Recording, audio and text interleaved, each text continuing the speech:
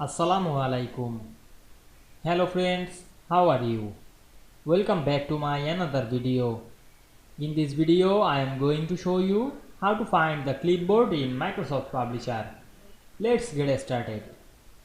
Firstly, we have to open a publisher document. Now we want to find the clipboard. Go to the home menu, then we can see here many options. Now we can see here the clipboard option, then we click it. Now we can see here open a clipboard. Now we copy our text and this text here on this clipboard. Otherwise you can cut any text to go to the clipboard. You can paste any text to use this clipboard. Click the text to paste this text.